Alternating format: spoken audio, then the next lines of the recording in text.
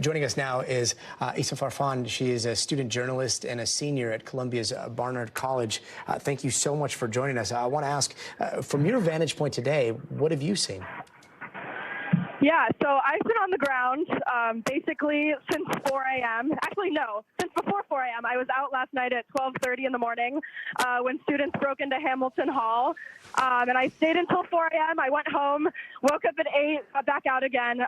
But what I've seen is this like massive mobilization. Huge numbers of students coming out and to picket around the encampment that students were notified, if they were in, they were going to be suspended. And then, again, I saw so many students around Hamilton Hall protecting those who are running the occupation inside, though my knowledge is that the people inside are an autonomous group. And now I've just been watching arrests for the last hour and a half. I watched a human chain be broken up trying to block the arrested students in a correction bus. They were arrested. They resisted arrest. It got really chaotic for a second, and now I'm standing here, and this is the boiling point. And you're, just to make this clear, are you on campus right now, or are you on the outskirts of the campus? Yeah, so right now I'm on 114th and Amsterdam. I'm not being allowed by police to return home. I'm actually supposed to be off of work right now, but the cops have told me I can't go home until further notice. So I'm out here trying to get back to my dorm. And so a lot of these arrests that we've seen happen, we were showing live just a little while ago, those were happening off campus as well. So the arrests that you were just describing, did those happen on campus or off campus? Yeah, these were off-campus arrests. I heard, at least from the human chain that was trying to block, the NYPD from getting through, they said they were not Columbia affiliates. And the arrests I saw, and I would guess about 24 people were arrested, just based on the size of the lines and the pictures I've taken. Those happened before I was notified that police had entered Hamilton, so it's safe to assume they're not affiliates. And when you were there yesterday and throughout the night last night, and you saw Hamilton Hall, what did you gather from the group that had made it in there? You said that they may not be affiliated with the encampment outside. What do you know for certain there? Yeah, so today I spoke with organizers of Students for Justice in Palestine, Jewish Voice for Peace, and also the Columbia Apartheid Divest. And they're telling me that these students are not endorsed by their group specifically. They're not part of that movement. They might be affiliated with them in some ways and have been involved in their protests, but this movement itself, this occupation, is not part of that SJP, JVP, CUAD call for divestment. And do you know anything about John Jay Hall? Yeah, John Jay is a residence hall and a dining hall. And it's what I'm seeing on Instagram right now from SJP is that they're telling students not to leave. So students who live there, students who are eating there when this started are kind of stuck there. Got it. So yeah, we're getting conflicting reports that students either are barricaded inside of John Jay Hall or are sheltering in place. Do you have any clarity on that?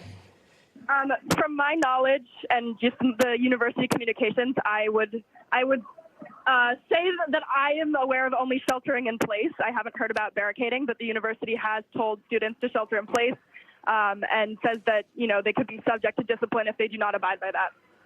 Got it. And thank you so much for staying with us on the phone. I want to read you this as well because it's just coming in. So we've been seeing reports that NYPD allegedly may have used tear gas. However, NYPD is denying the use of tear gas. They just released a statement saying that they used a distraction device to get officers into Columbia, saying that they made entry into the building, into Hamilton Hall, and they're describing the building as very heavily fortified. The doorways were blocked by soda machines, by couches, by plywood. When you were there yesterday and you saw some of those barricades going up overnight and into the early morning, what kind of fortifications did you see? Yeah, so there's this area outside of Hamilton Hall that has a bunch of benches where students are usually eating, taking their food to go. and they took the benches and trash cans from that area and used it to fortify the doors at the front. And if you had to guess, how many protesters do you think were on campus today? And I know that's a very difficult question, but if you had to ballpark it. Yeah, so unfortunately my access to campus today was like heavily restricted. I'm a Barnard student. I don't live on campus, so they didn't let me in. But I'm told that about 60 protesters are inside of Hamilton Hall, and I'm assuming hundreds more based on who I saw last night, like several hundred students. And what's the sense from students that may not be participating in the protests? Yeah, I think a lot of people I know who were involved in the protests since this escalation have sort of not like disengaged themselves. You know, people are going home. This is the final season. This is dead week. People are supposed to be like silently studying. So I think people have kind of slipped into the incognito mode. But students remain either, you know, kind of where they stood at the beginning, against or for, but students haven't changed their level of involvement, you know, pending suspension risks and arrest risk. And we're starting to see some images of these buses coming by, those buses showing what appear to be a lot of the detained protesters inside that are being taken away by the NYPD. Those were protesters that were taken away from a different vantage point from the camera that you're seeing right now, but it is a bus full of protesters making their way out of that area.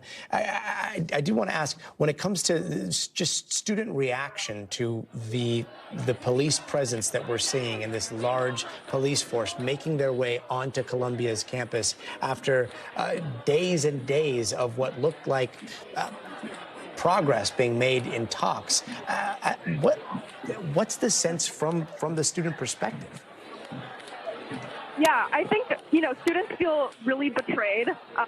The students who are on campus are vocally opposed to the cops entering. They're, you know, saying things like oink, oink, piggy, piggy, like get a real job, stop arresting children is what I've heard from, you know, protests out here tonight. But I think students feel really abandoned by the university. And that's what I'm hearing from students on the ground. Are there students that give any credence to this, these statements by NYPD and this theory that they've put forth that a lot of what we're seeing today has been outside agitators and anarchists coming in and co-opting some of the protest and some of the message from the demonstrators earlier? Yeah, I mean, I think it would be based on my knowledge on campus, they've restricted access to only CUID holders. So I think it's very unlikely that it's like a majority led from outside agitators. But this group is identifying as an autonomous group that isn't affiliated with these sort of Columbia adjacent groups. And now they face expulsion. So I guess on a technicality, they are no longer recognized as students.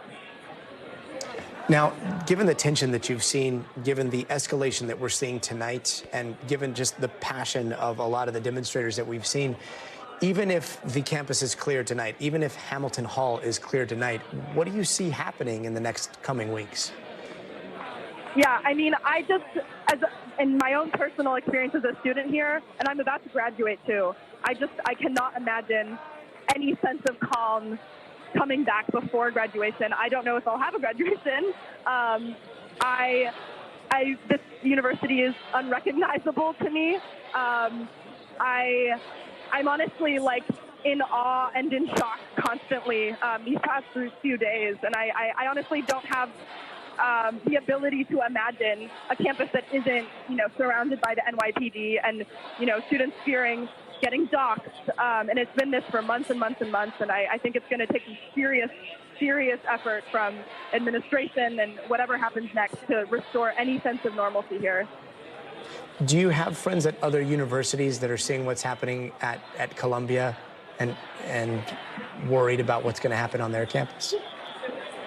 Yeah, I I mean, I have friends who go to UC schools in California and some other private colleges on the West Coast, and they, their students have kind of co-opted this movement, started at Columbia, and so they were checking in with me at the beginning, and now they're sending me updates from their campuses, and it sounds very similar to me.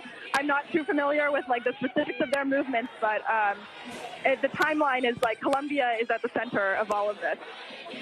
What do you think it's going to take to de-escalate all of this? Okay, that's a hard question for me. But I do think that with dead week now, finals, once students don't have housing, our numbers are limited. And there might be less need for police presence. But I don't know what is happening in the encampment right now. I'm told earlier today that there are students still in that original encampment. It has not been disbanded as of this moment and my current knowledge. But I think the summer vacation may be the only thing to escalate it for now, but I don't know. I really don't know. Thanks for watching. Stay updated about breaking news and top stories on the NBC News app or follow us on social media.